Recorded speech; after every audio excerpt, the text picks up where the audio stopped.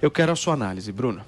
Isso são ilações da pessoa que abriu esse inquérito, não há absolutamente nenhuma prova e o fato de você encontrar tantas pessoas repetindo isso é um sinal de que estão tentando fazer colar a história. E eu estou falando isso porque nos vários meios de comunicação a gente tem visto isso ser repetido, né? Por força, como se por força da repetição as pessoas já se convencessem de que faz algum sentido esse tipo de denúncia.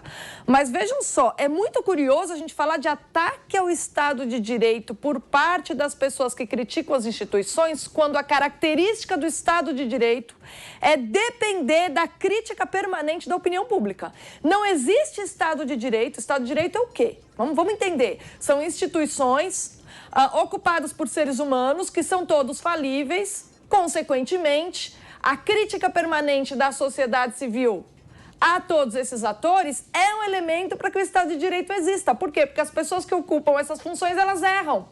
E aí, por meio da crítica, essas pessoas têm a chance de se corrigir. Tá? Isso é algo básico no Estado de Direito. Então, isso que está sendo indicado como milícias digitais, na verdade, se chama opinião pública. E sem opinião pública não tem Estado de Direito. Então, é uma loucura, é uma subversão total do próprio sentido original do Estado de Direito. Vamos lembrar quando nasce o Estado de Direito. É uma resposta da tradição liberal ao absolutismo moderno, ponto. Tem que saber isso aí.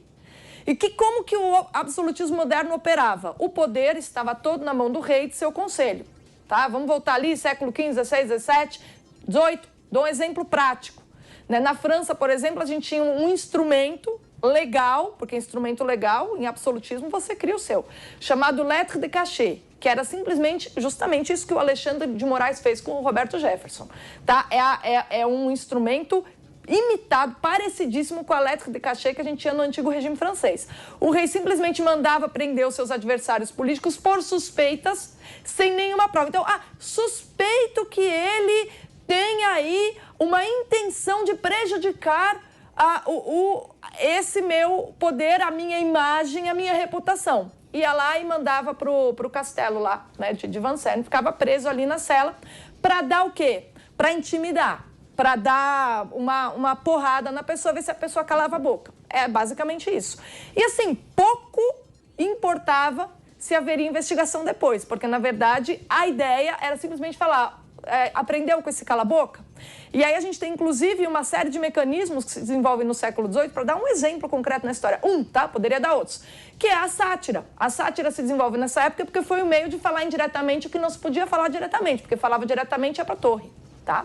E aí o que a gente tem hoje no Brasil? A gente tem um ministro de Estado falando de Estado de Direito, quando ele afronta o Estado de Direito, que foi uma resposta liberal, da tradição liberal, para acabar com o arbítrio. Constantino usou a palavra perfeita, arbítrio do STF. E o que é arbítrio? É quando uma pessoa atropela a Constituição que foi criada para conter o arbítrio de uma pessoa só. O rei absolutista, a estrutura do Estado absolutista era assim.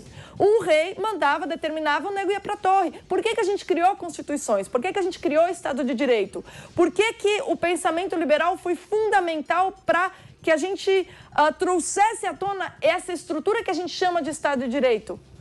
Por quê? Para o absolutismo ser enterrado. E aí o Alexandre de Moraes age como um absolutista. É puro formalismo dizer que foi a Polícia Federal que deu a ordem. Por quê? Porque o inquérito foi aberto pelo Alexandre de Moraes, o que é legal. É um juiz, um ministro do Supremo abre inquérito. Ele é promotor? Como é que ele abre inquérito? Né? E diz, dá um jeitinho aqui que é para mandar prender esse aqui, eu vou lá e determino. Tá na cara, a gente não é trouxa.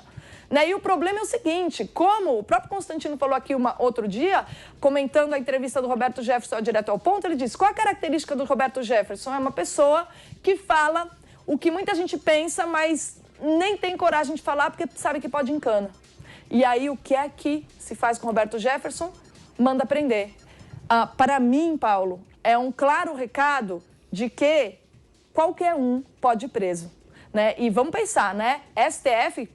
Desde quando que o Roberto Jefferson é político e tem foro privilegiado? Ele é presidente do PTB, mas ele não está em exercício, ele não tem mandato. Então, qual o sentido do STF estar metido nessa história?